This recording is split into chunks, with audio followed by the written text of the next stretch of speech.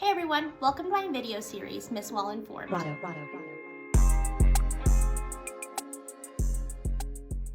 My name's Charlie, and I went through a financial journey from very bottom, quite a bit of credit card debt, almost 30 grand in credit card debt, over $100,000 in student loan debt, and I just kept piling on and on. I would pay so much money every month, and I just didn't understand where my money was going, why my debt wasn't going down.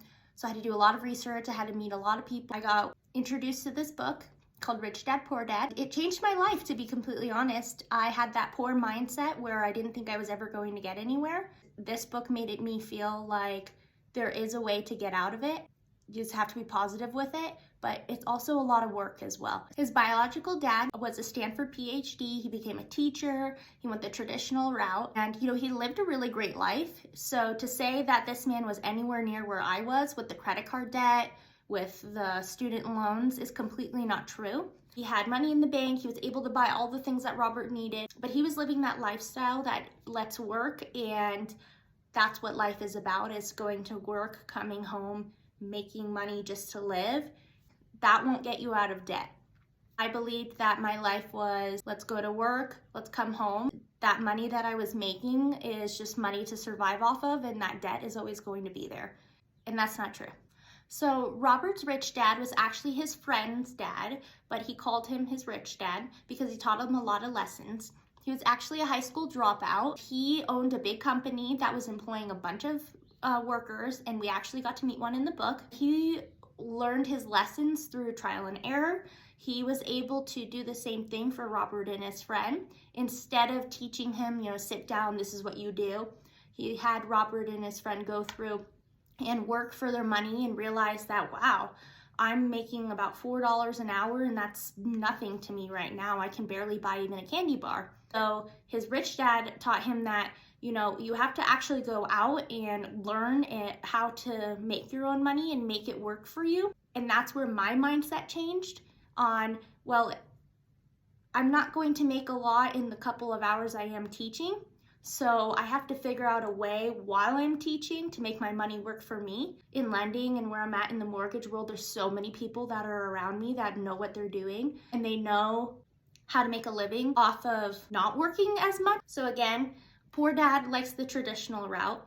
He thinks that you should go to school, go to college, find a good job, and then live until you're ready to retire. Rich dad recommends accruing assets that make money for you, working to live and gain knowledge, which is much different than the idea of going to school to learn your job. If you have extra cash in the bank, why are you not putting it in a Roth IRA? Why are you not putting it towards your debt? Why are you not putting it somewhere outside of your savings where it can accrue more interest? So there's one thing in the book that I do not agree with. It's how to achieve financial independence, why it's a terrible idea to own a home and for owning a home to be your biggest asset. Completely do not agree with that. Owning a home saves you quite a bit of money. It saves you time from rental applications, so that's time and money for you, and also time from mortgage increases. So if you're renting, that means that it can go up whenever your landlord decides. If the economy is bad right now, if they're getting improvements on the house, they might up your rent.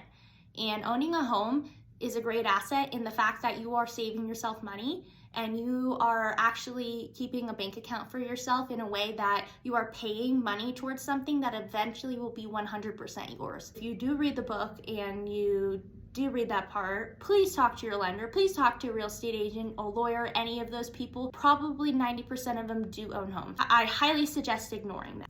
It's not how much money you make that matters, it's how much money you keep. If I was a teacher and I knew all of this, then I 100% would have an easier life. I would have been able to buy more stuff for my kids. I wouldn't have had such a problem with what I was getting paid because I knew how to make my money work for me.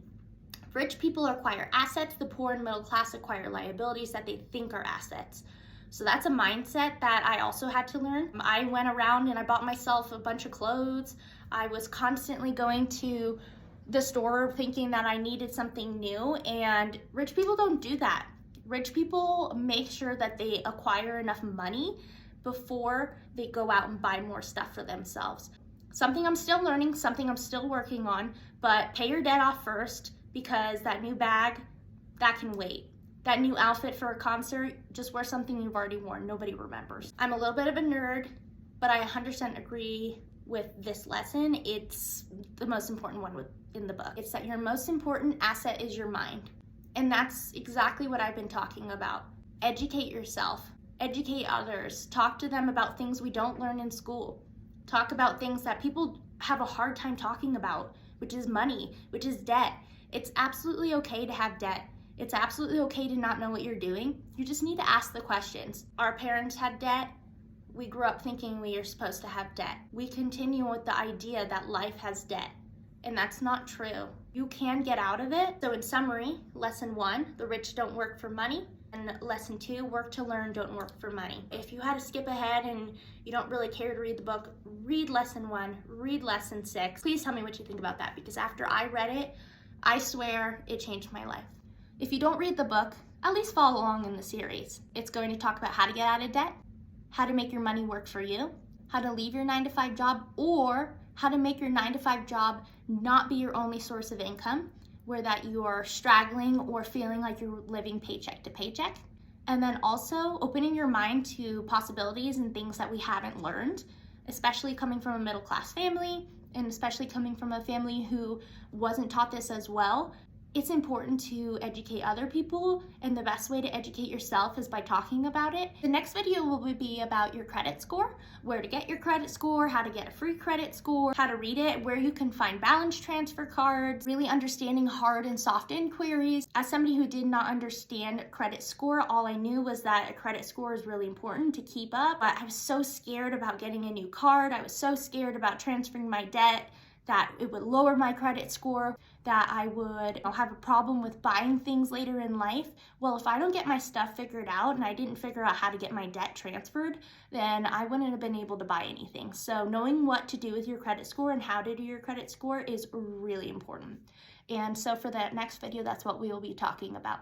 If you guys have something that you want me to go over, you have questions, that's what this is. This is my journey, but also your journey as well. So please let me know, and hopefully that it's helpful for you, because I will also like feedback as well. So any suggestions you may have, just let me know. And welcome to Miss Well Informed. Rado.